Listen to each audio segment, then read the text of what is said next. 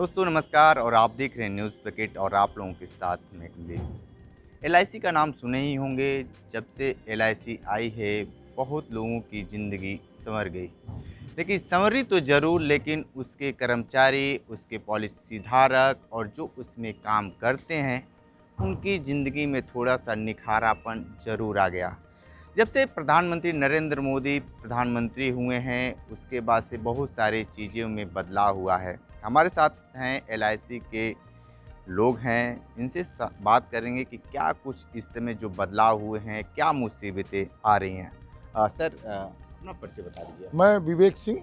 हमारा भारतीय जीवन बीमा निगम के अंतर्गत जो है विकास अधिकारियों का एक संगठन है, अखिल भारतीय संगठन national federation of insurance field workers of India, जिसका मैं ऑल इंडिया सेक्रेटरी जनरल हूं और मैं वाराणसी से बिलोंग करता हूं। हमारे साथ ऑल इंडिया के वाइस प्रेसिडेंट हैं श्री दीपक बाघेला जी, जो अहमदाबाद से हैं। हमारे ऑल इंडिया प्रेसिडेंट भी हमारे साथ थे, लेकिन वो एकाएक उनकी फ़्लाइट जो रीशेड्यूल हो गई, वो चले गए। और हम लोगों की जो है 2-3 दिन की यहाँ पर मीटिंग हुई है, 2 सितंबर, 3 सितंबर और 4 सितंबर को। और ये राष्ट्रीय कार्यकारिणी की बैठक हुई, जिसमें पूरे देश के 112 डिवीजन्स के हमारे जो लीडर्स थे वो आए और इंश्योरेंस सेक्टर पर जो सरकार की नीतियां हैं उस पर हम लोगों ने चर्चा किया और हम लोगों ने कुछ निर्णय भी लिया है।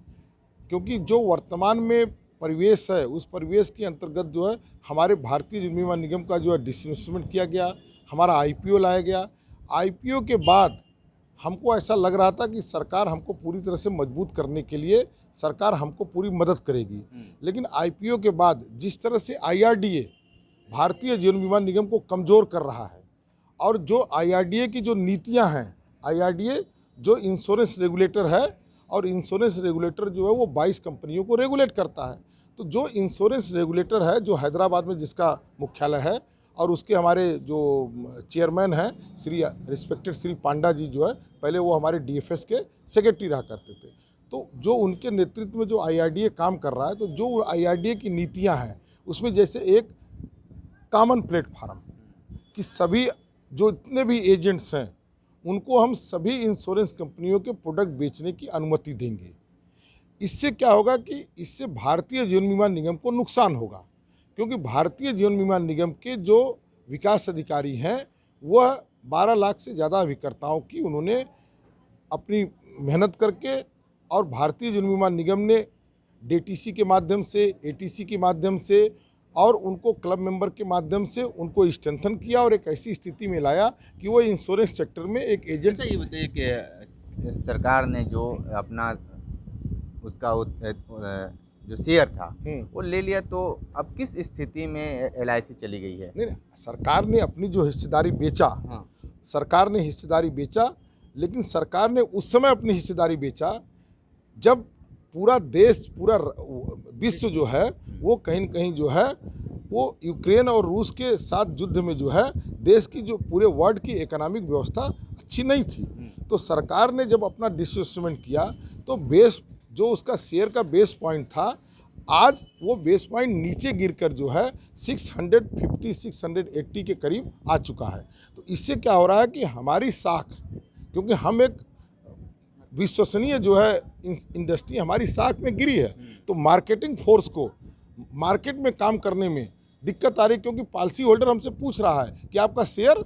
क्यों गिर गया, जबकि शेयर की जो लॉन्चिंग थी, शेयर का जो पब्लिक इशू लाने का समय था, वो समय जो है वो नहीं अच्छा था। उस समय अगर शेयर नहीं लाया जाता तो निश्चित रूप से कहीं न कहीं हमारी जो इमेज है और हमारा जो पॉलिसी होल्डर के साथ विश्वास है वो कहीं न कहीं थोड़ा सा उसमें पॉलिसी होल्डर्स को जो है मार्केट में हम लोगों को, हमारे एजेंटों को प्रॉब्लम हो रही है। और हमने सरकार को निवेदन यही किया था कि आप एलआईसी का अगर डिसइन्वेस्टमेंट करने का कोई आपने रोड मैप बनाया है, आप अपने फिजिकल डेफिसिट को अगर कम करना चाहते हैं, उसके लिए आप अपनी हिस्सेदारी बेचना चाहते हैं, तो आप उसका रोड मैप जो है हमारे साथ डिस्कस करिए, हमारे सजेशंस को लीजिए और हमारे सजेशंस को लेने के बाद नॉट ओनली हमारे सजेशन को, एलआईसी में जितने भी यूनियंस हैं उनके साथ आप एक इन्फॉर्मेशन शेयरिंग करिए और हमारे जो सजेशन है उसके बाद एलआईसी को कैसे आगे ले चलना है वो हमको। और हमने ये भी सरकार को बोला था कि आपको जितना रुपया चाहिए हम आपको दे रहे हैं, आपको और अगर रुपया चाहिए, अगर आपको देश के अर्थव्यवस्था को मजबूत करने के लिए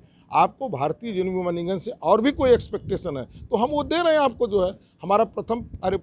इस पंचवर्षीय योजना में हमारा जितना योगदान है कि आप ठीक है, हम आपके पास आएंगे। पॉलिसी को लेकर पॉलिसी धारक सीधे तौर पे ये कह रहे हैं कि जो पॉलिसी बॉन्ड आता है उस पे जो मेंबर होते हैं सारी चीज़ डिटेल आना चाहिए। उसके लिए भी काफ़ी लोग नाराज़गी जताए और कुछ दिन के लिए बनारस की जो मुख्य शाखा है उस पे भी विरोध था। तो आपको लगता है कि क्या कुछ जो सरकार है या जो एलआईसी के ऊपर ऊपर के जो अधिकारी हैं, आला अधिकारी हैं, क्या कुछ चाहते हैं? नहीं, उसमें तो सीधा सी तौर पे अगर हम इसको बोला जाए तो ये बहुत ही क्लियर है कि वो कहीं ना कहीं भारतीय जीवन बीमा निगम के जो अभिन्न अंग है ऐसे अभिकर्ता, उसको कमज़ोर करना चाहते हैं। अभिकर्ता का काम मार्केट में कैसे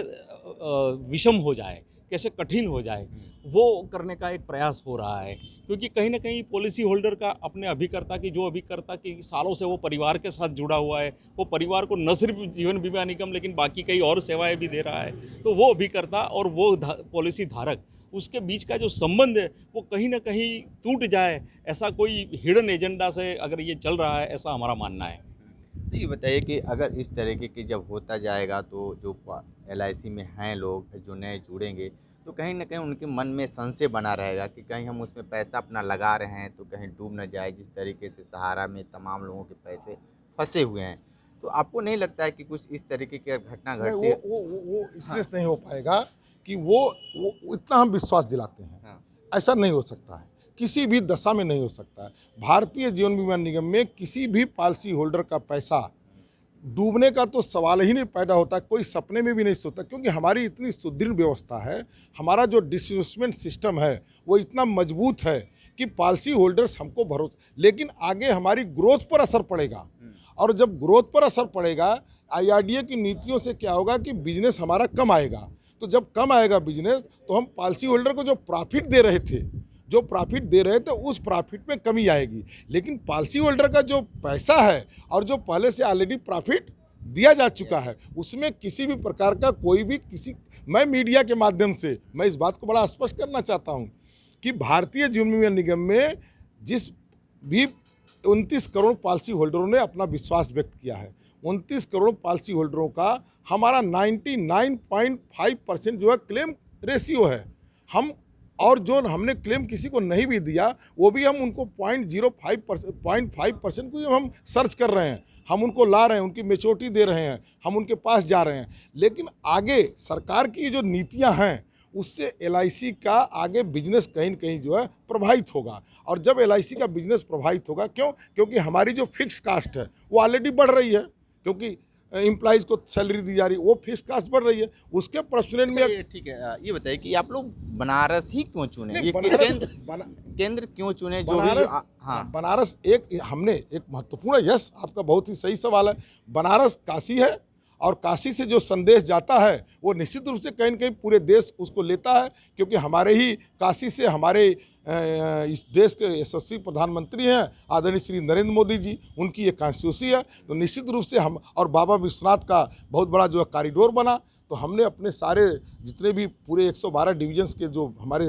लोग थे वो बनारस में आकर जो उन्होंने दर्शन भी किया और बाबा का आशीर्वाद लिया, और बाबा को से निवेदन किया कि बाबा जो है, बाबा विश्वनाथ जो है आईआरडीए को सद्बुद्धि दें और आईआरडीए जो है एलआईसी के जो विरोधी नीतियां हैं उनको बंद करें। और हम आपके माध्यम से कि आप चौथे स्तंभ हैं,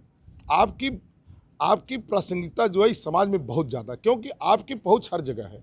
आप खुद पॉलिसी होल्डर हैं और आप मीडियम पॉलिसी होल्डर, हमारे हाई पॉलिसी होल्डर नहीं है, आप हमारे मीडियम पॉलिसी होल्डर हैं। हम आपको ज़्यादा बोनस देना चाहते हैं, हम आपको ज़्यादा प्रॉफिट देना चाहते हैं, और प्रॉफिट तभी होगी जब हमारी जो है बिजनेस में ग्रोथ होगी, और अगर बिजनेस में ग्रोथ नहीं होगी तो निश्चित रूप से हम आपको प्रॉफिट नहीं दे पाएंगे। जो कमिटमेंट है कहीं न कहीं आपका भरोसा हम पर, आपकी निराशा होगी, उस निराशा में कहीं न कहीं जो है आपको जो है गुस्सा आएगा हमारे ऊपर। लेकिन हमारी मजबूरी क्या है कि हम ही एक पब्लिक सेक्टर हैं जो मजबूती से खड़े हुए हैं और चुनौती दिया। हमने 20 सालों में इंश्योरेंस सेक्टर 2002 में खोला गया, आज 20 साल हो गया, 20 ईयर्स हो गया, आज 20 ईयर्स में भी हमारा मार्केट शेयर जो है वो 65% से ऊपर है। ठीक है। तो आपको बता दें कि ये सारे लोग एलआईसी से जुड़े हुए थे और इनका दुख, इनका दर्द बिल्कुल सामने झलक रहा है कि जिस तरीके से सरकार की जो गलत नीतियां हैं तो लगातार इनके ऊपर असर डाल रही है। तो लगातार ये ग्राउंड जीरो से रिपोर्ट हम दे रहे थे। बने रहिए हमारे साथ न्यूज़ बकेट के साथ में। दीजिए इजाज़त। पेश है न्यूज बकेट हिंदी मासिक पत्रिका। पढ़ें इस महीने की पूरी खबर विस्तार से हमारे न्यूज बकेट की मैगजीन में। हमारी ई मैगजीन को मुफ्त में पढ़ने के लिए अभी लॉग इन करें www.newsbucket.in पर। इसके अलावा रोज की ताज़ा खबरों के लिए हमारे YouTube चैनल को तुरंत सब्सक्राइब करें।